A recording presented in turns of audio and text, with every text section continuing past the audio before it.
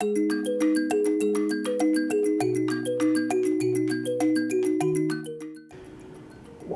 we need to note in terms of our own constitution, the Office of the Auditor-General forms part of Chapter 9 institutions, which are very critical to deepen democracy. And they ought to solidify accountability of the state in terms of both resource mobilization and resource use, and the value proposition around such effectiveness of use of those resources. The founding of the Office of the Auditor-General took into its own context the availability of an institutional model which is going to keep that office accountable and protect that office and advance its own independence. And therefore, there was then a founding of a committee of Auditor-General in Parliament. We are part of that system. So the AGSA's ability to keep track of whatever resource voted for in Parliament, each and every year the Minister of Finance tables the budget.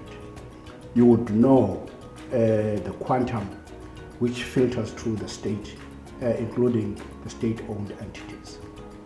Then the AG, in taking stock of that availability of a package, would begin to take note of the levels of determined operational plans and what is carried through that, and how various departments or entities would want to spend such available resources. And they would follow through.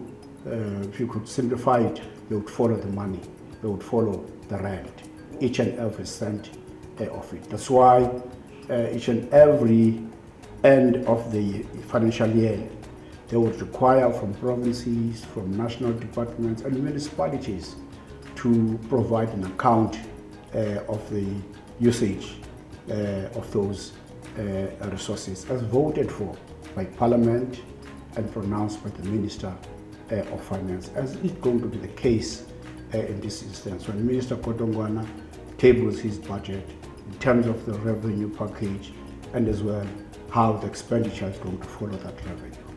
So the importance of the Office of the AG is to have the eyes wide open to ensure that not only to critique but to evaluate the extent of the expenditure in using those resources, the quality of such outcomes which are a result of that allocation.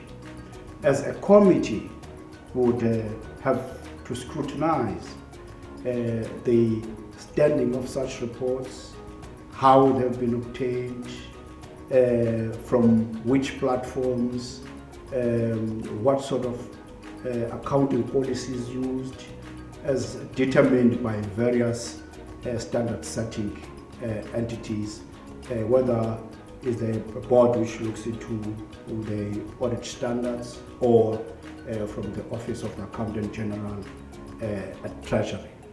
So it's very critical that the relevance of such accounting reports by the Auditor General has gone through those departments or entities.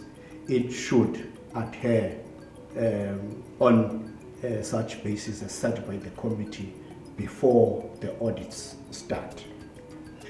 In realizing, you see, the pileage return of such kind of material work out there, would have to as well look into the success or failure of the departments to adhere to required legal framework in their own expenditure. For example, whether you look into the envelope charged for let's say, capital expenditure, whether that capex is somewhat showing the signs that if you spend money in a road, you can't get there again and use money to do the same job. So the quality aspect becomes very critical.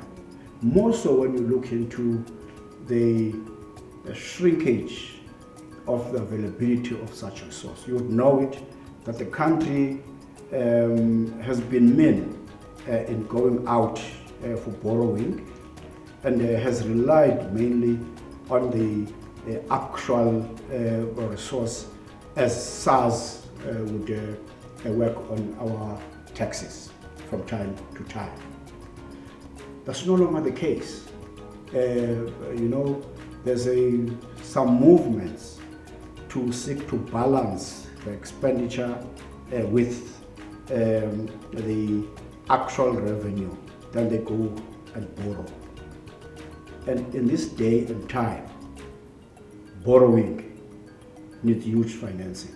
You would find out that as the state borrows, it must somewhat from time to time service that debt. And servicing the debt is another bigger amount of what the Minister of Finance had to provide on the budget.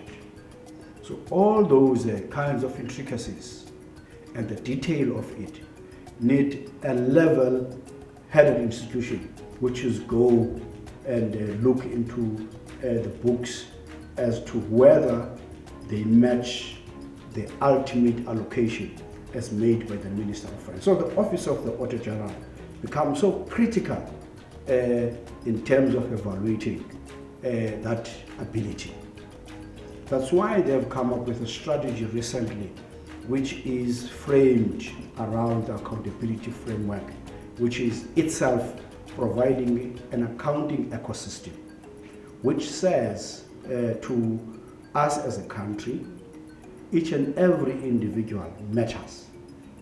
So the actual eye to look into the infrastructure which is developed by various entities, those who are in our own communities must be that flex eye to look into that kind of quality, because we don't need loss, we don't need wastage, we need a qualitative delivery on the ground. So that framework allows a level of interaction between the Office of the Auditor-General in the center, but looking after what has been spent by various entities and how they account from each angle and level. For example, if you're talking about local government, the expectation is that the MEC, who is responsible for local government, which is cooperative governance at the provincial level, would find a way to work together with local governments in the province and assist them in whatever form as per the constitutional requirements. The same would happen with Treasury in the same provincial setting. And the same would happen for the legislature with various committees of legislature to make the Department of Local Government accountable, and in that way you create a frame which is somewhat bonded in the ecosystem of accountability one way or the other. And you'll find out that where there's good working relationship, there is greatest improvement in such areas.